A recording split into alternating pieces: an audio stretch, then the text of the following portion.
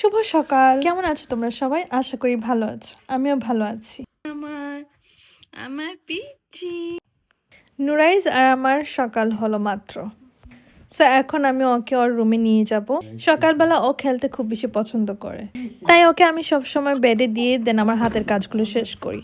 তাই প্রথমেই নুরাইজের কাপড়গুলো আমি লন্ড্রিতে দিলাম। আজকে ওর শাওয়ার ডে, সো আমি ওকে শাওয়ার করাবো।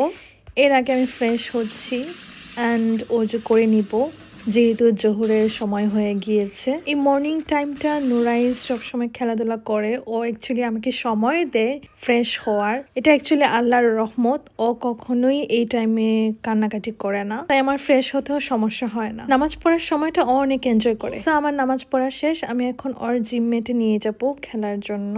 দেন আমি আমার জন্য নাস্তা বানাবো।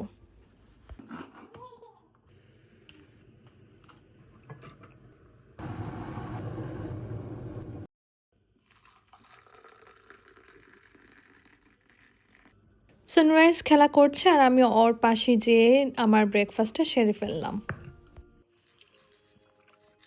আমার এক দফা লন্ড্রি শেষ, তাই আমি এটা ড্রাই করতে দিব। দেন আমি হোয়াইট কাপড়গুলো এগেইন দিব ওয়াশ করার জন্য।